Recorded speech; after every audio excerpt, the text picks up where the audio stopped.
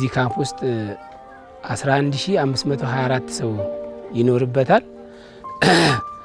በአባወራ ደረጃ ደግሞ 4041 አባወራ የሚኖርበት ካምፕ ነው።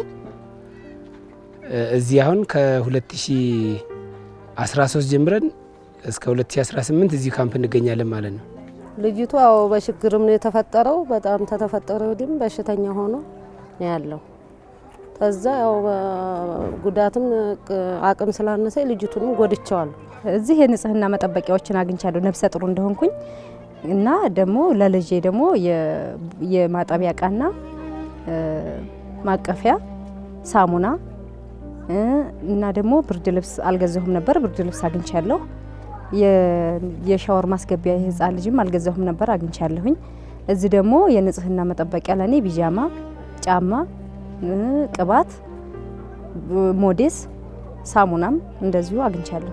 ድጋፉ ምርጥ ነው። ብዙ ነገሮች አግኝቻለሁ። ሳፋ፣ ሞዴስ፣ የንጽህና መጠበቂያዎች ውስጡ ብሩሽ ምናምን አለው። ቅባት፣ ሳሙናም አለው። ባንቶችም አለው። ሳፋም ጃርካንም አለው። ከዛ በፊት እንደሸገረን ነበር የደረሰልን እና አሪፍ ነው። እንግዲህ ሳፋይ ነፍሰ ጡር ነበርኩ በዛን ሰዓት በነፍሰ ጡር ነው የተመለመልኩት። ሳፋ አለው ለልጆች ማጠቢያ ለጌዛ ስቤ ነበር መጣልኝ እንትን አልኩ። ሞዴስ አለው፣ ቅባት አለው፣ ቢጃማ አለው፣ የተለያዩ ነገሮች አሉት። ብዙ ተፈናቃይ ያለበት ካምፕ እንደመሆኑ ብዙ ጋፕ አለ፣ ብዙ ችግር አለ። የሕክምና ኢሹ አለ።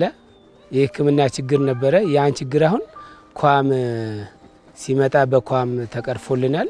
በጣም ኃይለኛ የተንጠለጠልንበት ህይወት ራሱ አደጋ የገባበት ሰዓት ኳም ገብቶልን ኳም እዚህ ግቢ ከገባ ጀምሮ ትንሽ ያ ነገር ተቀርፎልናል። የሕክምና ችግር የለብንም። የመድኃኒት አቅርቦት ችግር እነዛ ነገሮች ተፈተውልናል። ከዛ ውጪ እዚህ ግቢ የመጠለያ ችግር አለ። ሼልተር መጠለያ ዝናብ ነው እንዳለ ሰው ይወርድበታል። በክረምት ዝናብ ነው፣ በበጋ ፀሐይ ነው። የነበሩ ሸራዎች ጊዜያቸው ከመቆየት አንጻር ተቀዳደዋል፣ ያፈሳሉ፣ ፀሐይ ያስገባሉ።